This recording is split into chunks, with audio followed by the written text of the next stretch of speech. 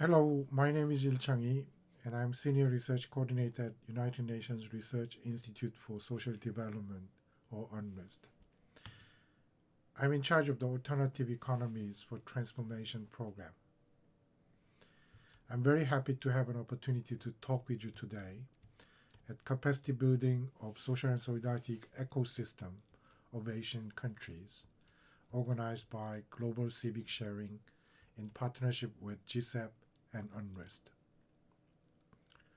For those who are not familiar with UNRISD, I will briefly explain about UNRISD and its research and activities on the social and solidarity economy. UNRISD was established in 1963 as an autonomous research institute within the UN system at the General Assembly. The mandate of UNRISD is doing research relevant to policy, cutting-edge research on social development that is pertinent to the work of the United Nations Secretariat, regional commissions, and specialized agencies and national institutions. Since the early 2010s, UNRISD has been designing and implementing various research projects on social and solidarity economy, or SSE. We have published more than 200 research papers, briefs, and reports on various aspects of social and solidarity economy. And we have organized more than 5 international events for SSE scholars and practitioners from different parts of the world. For instance, in 2013, UNRISD, in collaboration with the ILO, organized the first UN conference on SSE.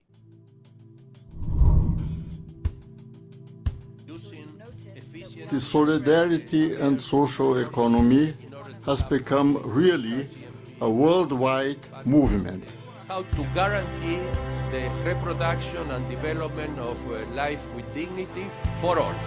We believe in the importance of connecting researchers from different countries and regions to provide a platform for bringing together diverse viewpoints, critical research, and often marginalized voices. Ladies and gentlemen, we are ready to follow up and play a role in translating the outcomes of this conference into research, into policy, and into action to achieve better strategies and interventions.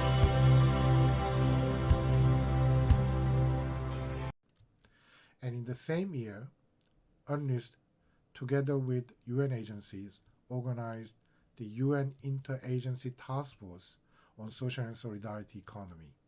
And in 2019, UN Task Force organized the first international conference on SSE, inviting scholars, practitioners, government delegates, and United Nations agencies staffs.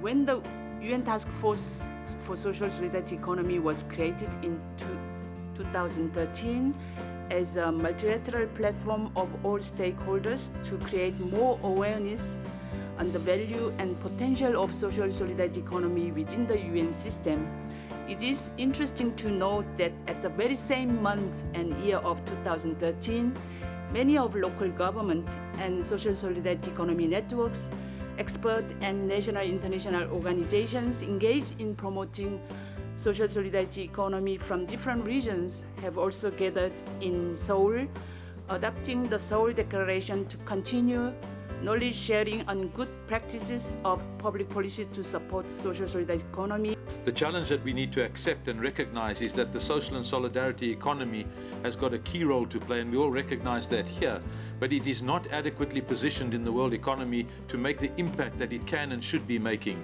And that is the challenge that we've got to take out here and make sure it happens. The social and solidarity economy re-embeds economics in the real world.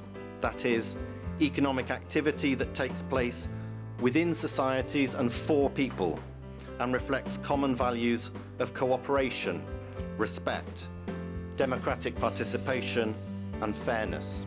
If we take an edition of agroecology, SSE, and cooperativism, this gives us sustainable production and consumption and livelihoods, which in turn leads to peaceful societies.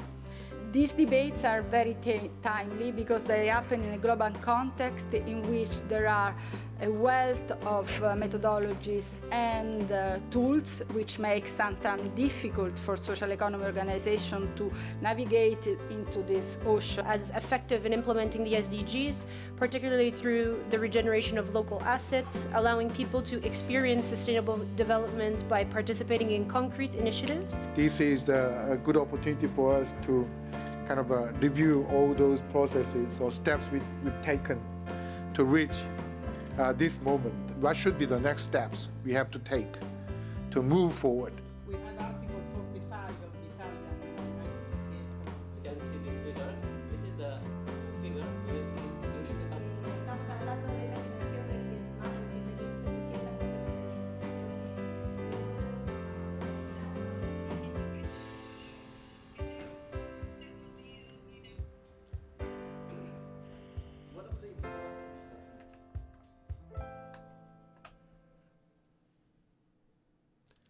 Currently, UN Interagency Task Force has 18 UN agency members and 14 international organizations working on SSE as observers. Since 2015, UNRISK research has particularly focused on the relationship between SSE and the SDGs. In terms of its research focus, UNRISK research on SSE can be divided into two categories. The first category can be described as a research on the nature, potential, and dynamics of SSE in the context of the SDGs. The second category is the research on the elements of policy and institutional environment for SSE, which we call SSE ecosystem. The researches belonging to the first category deal with the definition of SSE, concepts associated with SSE, and the roles and functions of SSE in different contexts. This research belonging to the first category provides the basis of the guidelines we are going to learn together, and I'm going to talk about key concepts and issues drawn from this research. First issue I want to talk about is the concept. Social and solidarity economy, the concept we use, is an umbrella concept including diverse forms of economic activities and relations. As you know, depending on your perspective, the definition and the scope of SSE can be different. UNRISK research has identified common elements and values shared by diverse understandings. The first common element is the prioritization of social and other objectives such as environmental and cultural objectives over profit motives. Our economic activities and relations have been dominated by the liberal or neoliberal economic assumptions. According to these economic assumptions, we, humans, are a kind of machine to calculate economic benefits. According to these assumptions, we think and behave in order to maximize economic benefits. And the capitalist economic activities and relations composed of these economic benefit maximizing individuals would have markets in which all of us pursue the maximization of profits. And the conclusion propagated by liberal or neoliberal economic thinking is that the more market, the more well-being. We can easily notice that these assumptions and conclusions have so many lies. Firstly, we are not just a calculator to calculate economic benefits only. We do think and behave in accordance with our self-interest. But that self-interest is not always associated with economic benefits. And the non-economic interests and values such as friendship, love, good cause, justice, and solidarity also make us think and move even if our actions based on these values incur economic costs. We all know this, But when it comes to understanding economics or economy, or organizing economic activities and relations, many people indoctrinated by liberal and neoliberal ideology feel obliged to follow the principle of profit maximization. SSE is trying to reject this dominance of profit maximization principle and mainstreaming non-profit objectives in our economic activities and relations. Second element we found as a common element of SSE is its pursuit of democracy within and between entities. Governance arrangements within the SSE organizations and enterprises are less hierarchical and more democratic when the governance structure is not based on the size of shares or equities.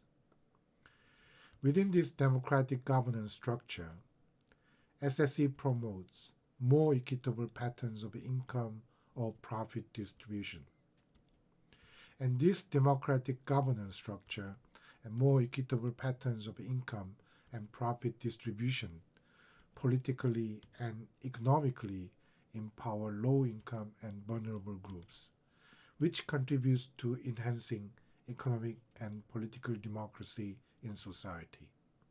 In particular, the role of SSE organizations and enterprises for informal economy workers in enhancing democracy in society is significant since they help informal economy workers such as street vendors, domestic workers, waste pickers, and others to collectively defend their interests.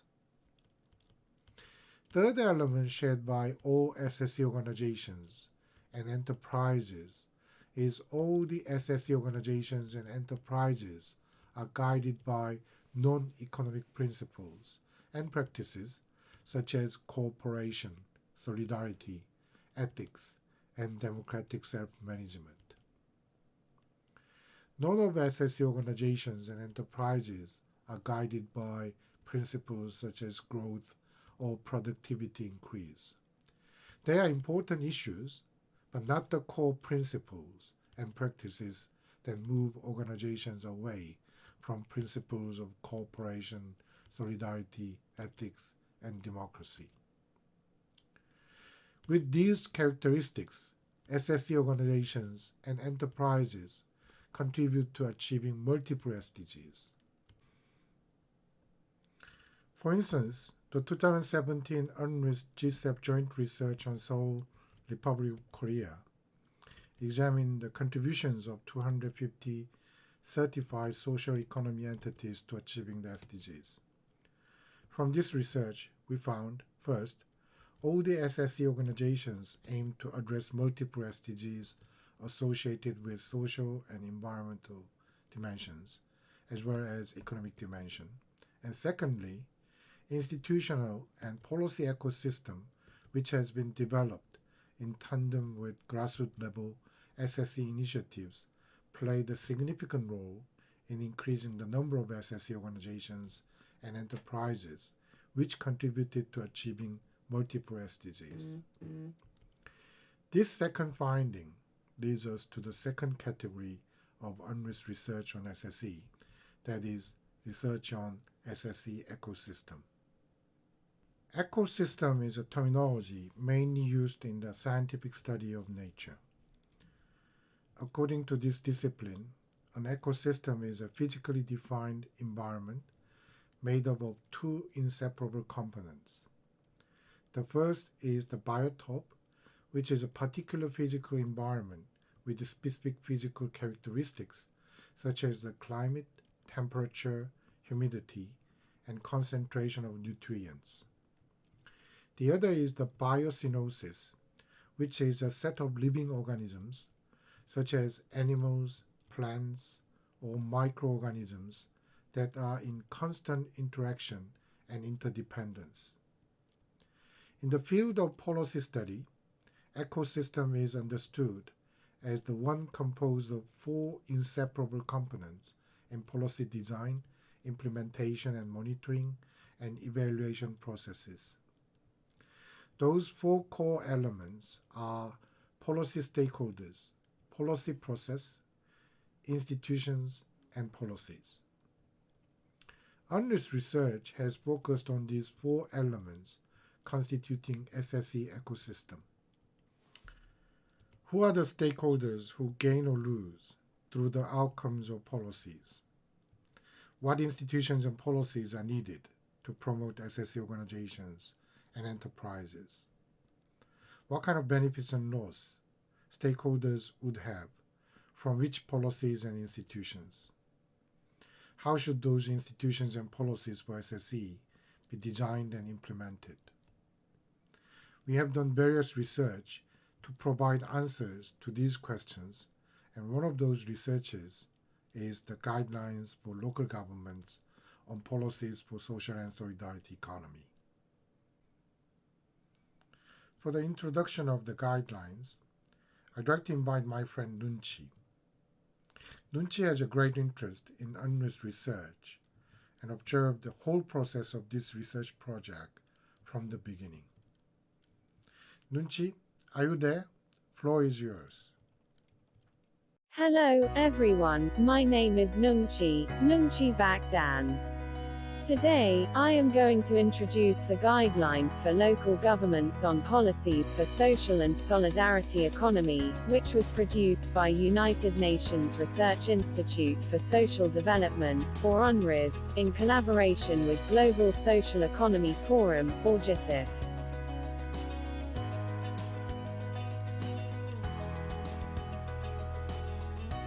Social and Solidarity Economy, or SSE, refers to organizations and enterprises with social and, often environmental objectives, guided by principles and practices of cooperation, solidarity and democratic self-management.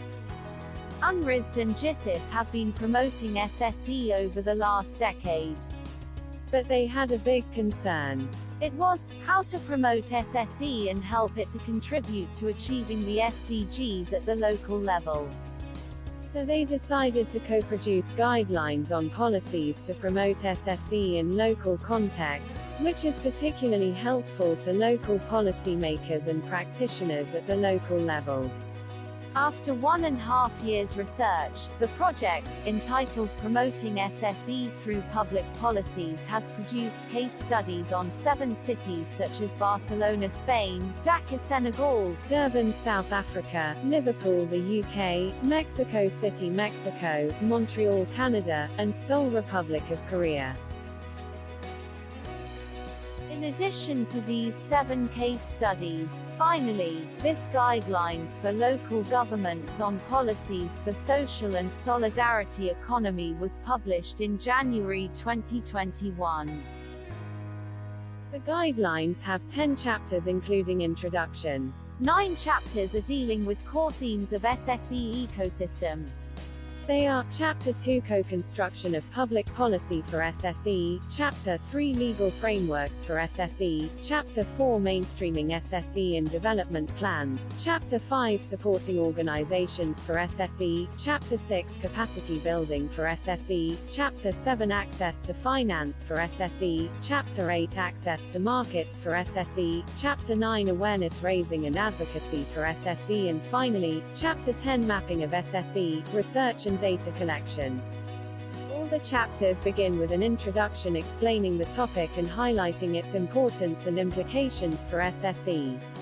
The subsequent sections delve into the details associated with the subject matter of the chapter, which provide policymakers with the scope, substance and relevant policy options related to existing issues or shortcomings in policies. The guidance section of each chapter provides a checklist that policymakers can use to establish or strengthen policies and institutions to promote SSE. This guidance section offers an opportunity for a very interesting journey of policymaking. In the form of flowchart questions, it guides readers to relevant information. You don't have to have correct answers to the questions. The questions are designed to draw out respondents' perceptions and help them to strategically investigate the contexts they are working in.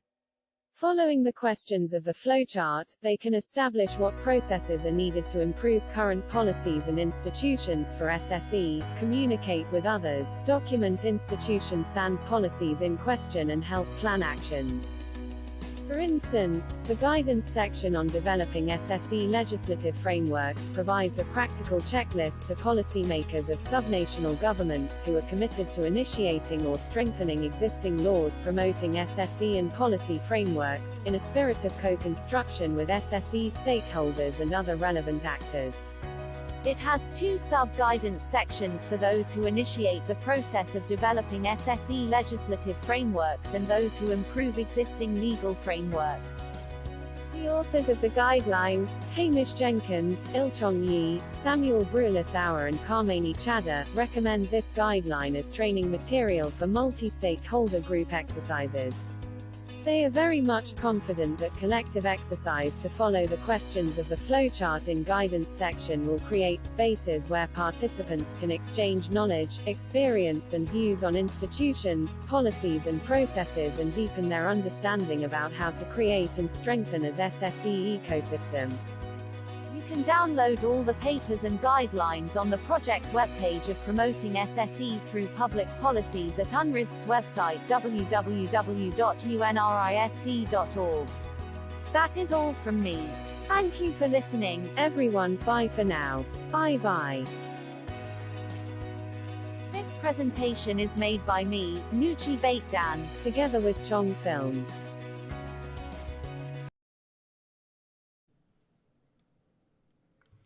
Thank you, Nunchi. As Nunchi mentioned, this guideline was produced out of the UNRISD and GCEP's concern, that is, how to promote SSE at the local level. When you think about various ways to promote SSE at the local level, what came to our minds first was the importance of public policies, not just public policies, but good public policies. The importance of good public policies for the promotion of SSE cannot be denied by anybody. Whether policies are good or not can be determined in at least 5 dimensions. They are process, inputs and resources, outcomes, relations with other policies, and politics. In the dimension of process, good policies have a co-construction process of designing and implementing policies. In this co-construction process, all the stakeholders who are affected by policy problems and policies can meaningfully participate in decision-making as partners and co-creators. In the case of SSE, policymakers, SSE practitioners, researchers, and all those concerned about SSE get together to identify problems, put them into policy agenda, and design and implement policies to address those policy problems. Policies designed and implemented through co-construction process are more likely to produce good outcomes. These good outcomes are the second element, making policies good. One tricky issue is that there are too many unexpected factors which make policy results good or bad.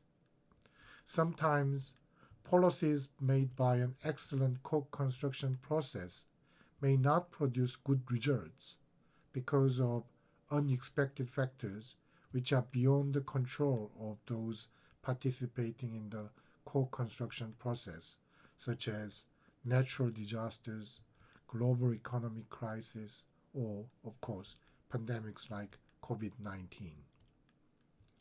Here, the importance of inputs and resources comes in. If the substance of policies is based on the inputs, resource, tools, and knowledge which strengthen the values and principles of SSE, we can say policies have good inputs and resources. As you know, these values and principles of SSE include prioritization of social and environmental objectives, democratic self-management, and solidarity within and beyond organizations. When policies have inputs and resources based on these values and principles, designing and implementing processes of those policies can make stakeholders of SSE more innovative and creative in addressing crisis situations. They can establish stronger mechanisms to mitigate the negative impacts of unexpected crises. They can create more effective mechanisms to build back better. In a way, we can say that inputs and resources of policies based on SSE values and principles are the most essential elements constituting our efforts to build forward better in the context of crisis. Relations with policies are the fourth dimension of policy assessment. Policies for SSE should be aligned with policies for public sector economy and for-profit sector. That means policies for SSE should be designed and implemented in the way to create synergies with other policies. For instance, if conflicts between policies for SSE and policies for for-profit sector are serious enough to significantly undermine whole economy, the policies would not be good for both SSE and for-profit sectors. If SSE policies are designed and implemented without reflecting what is going on in public sector economy, such as public procurement, SSE policies may not fully maximize the potential of SSE sector either. In this sense, policies for other sectors should be also designed and implemented in the way to promote SSE. Therefore, to promote SSE, we need an integrated approach across the sectors. Politics is the last dimension where we can assess the quality of policies. Good politics provides an essential environment for good policies. From the perspective of making good policies, good politics means political environment in which all the stakeholders deliberate and make policies based on bipartisanship. Some people will say, well, there are also empirical cases where results of policies are very good, even though those policies are designed and implemented unilaterally in a very much polarized politics. But we have to remember, in a democratic society, power changes always take place. And in the polarized political context, backlash after power changes can destroy policies which have produced good results only because they are established unilaterally by political rivals. Politics without reflecting the voices of political minority or politics excluding a certain group of people cannot make their policies sustainable. Those who want to make good policies should always pay attention to how to make contributions to inclusive and deliberative democracy in which consensus making as well as majority rule is central to this decision making. There are not many public policies which are good in all dimensions. Some of them are very good in terms of process, while others are good in terms of outcomes. That is why we don't have to import a certain policy tool from one place to another. We just learn lessons and gain insights from policy experiences in different parts of the world. The development trajectories of public policies for SSE are diverse. They are either bottom-up or top-down. Sometimes both top-down and bottom-up processes go hand in hand and create interesting synergies during the policy-making processes. Whether it is top-down or bottom-up is less important than whether the process moves towards co-construction or not. Although bottom-up process is more likely to move towards co-construction process, the bottom-up process does not always guarantee good inputs and resources, good outcomes, and good politics. Important issue is how to identify key drivers of producing good policies in various experiences of diverse trajectories of policy development. Various cases introduced in the guidelines show diverse experiences in making good policies and various trajectories of public policy development for SSE.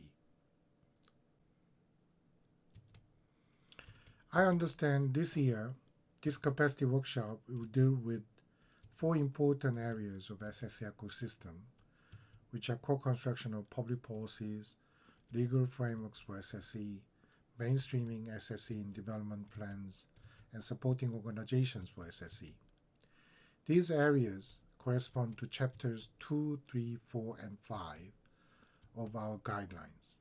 In the guidelines, we also deal with important areas such as capacity building, access to finance, access to markets, awareness raising and advocacy, and mapping of SSE research and data collection. They are corresponding to chapters 6, 7, 8, 9, and 10. I heard that these chapters will be discussed next year, but it does not mean that you should not look at these chapters 6, 7, 8, 9, and 10.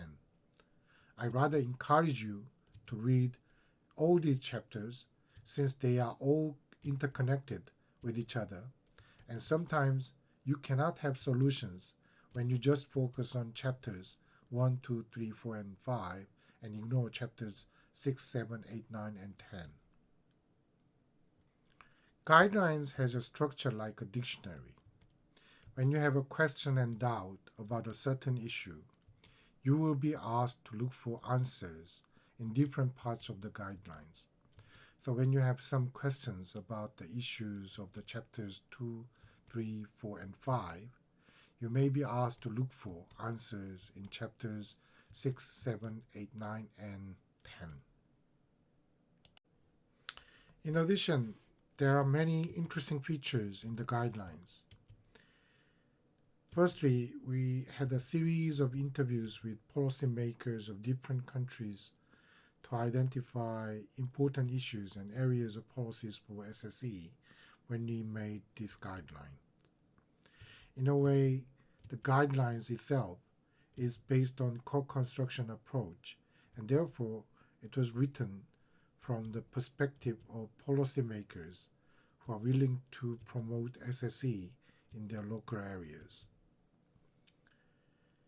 Secondly, although the guidelines dealing with complex policies and institutions, it has been written in plain and simple languages to help policymakers to understand the substance easily. Thirdly, the 10 chapters of the guidelines cover all the important dimensions of SSE ecosystem and explains the bolts and nuts of SSE ecosystem.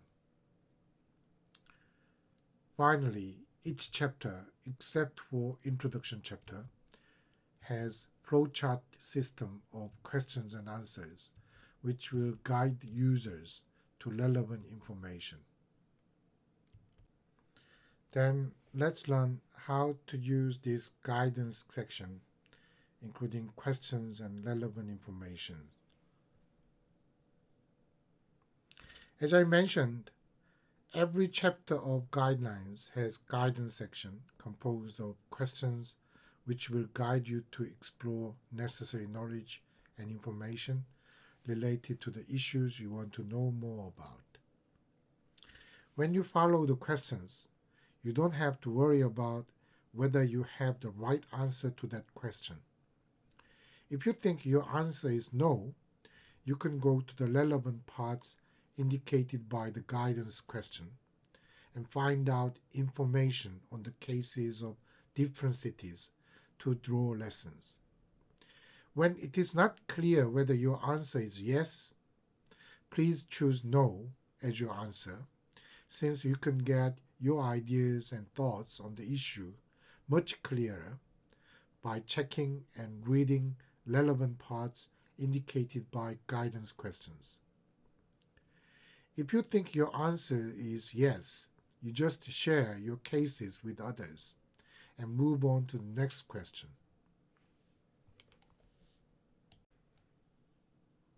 Here is one example related to Chapter 2, Co-construction, which is on the page 10 in English guidelines. The first question is whether your local government has made a significant level of policy commitment to promote SSE in your areas. If you think your local government does not have that kind of commitment, you are supposed to go to Chapter 3, page 12, paragraphs 2 and 3, and Chapter 4, page 19, paragraph 3. Chapter 3, page 12, paragraphs 2 and 3 provide you with information on why it is important to have a co-construction process as a government commitment to promoting SSE. And Chapter 4, page 19, paragraph 3 provides you with information on the policy options which can be considered government commitments to promote SSE. And if you think your local government has that level of policy commitment, you can share your stories about the local government's commitment with other participants.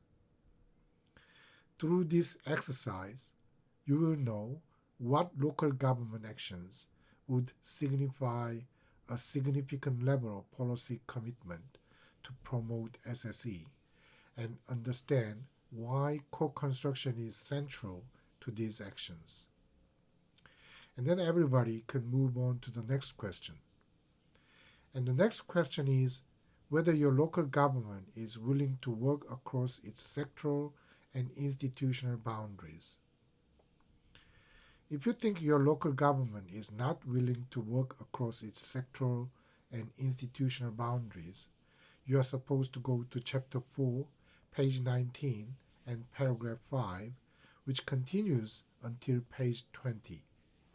And you will learn different ways local government can work across its sectoral and institutional boundaries, such as relying on existing ministry, through a public agency, or participating in development plan design. And if your answer is yes, you can share your stories about how your local government is willing to work or actually works with other sectors and ministries. And then you can move on to the next questions until the end of the guidance section.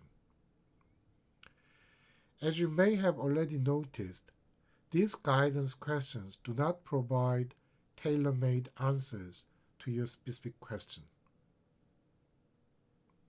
They are designed to play a role of policy guide which can help you to reflect your own policy system, share your knowledge and information, and consult other policymakers to learn lessons and gain insights. You will do this exercise in the following sessions dealing with chapters 2, 3, 4, and 5 in this course. If you are accustomed to this way of following the guidance questions, you can also play a game called SSE Policy Hunt.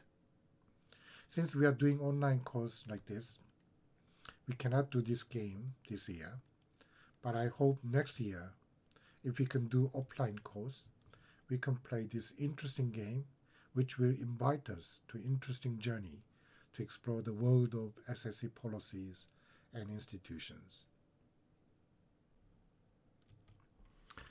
One of the most dangerous things in international development cooperation is I think, the transfer of single institution from one place to another.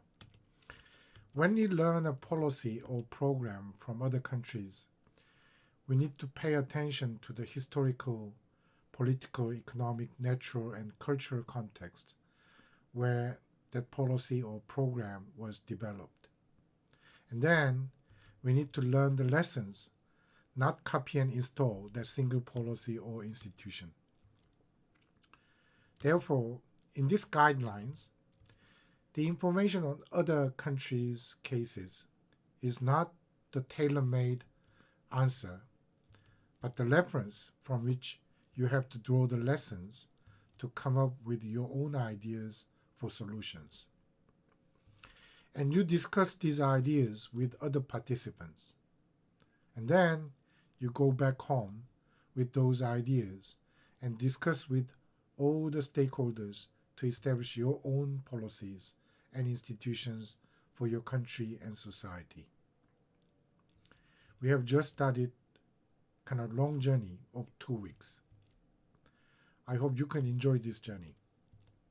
I'm very sorry I cannot be with you today live, but after this lecture, I'll be with you to discuss all those questions you have and possibly discuss some solutions or ideas about solutions. Thank you very much.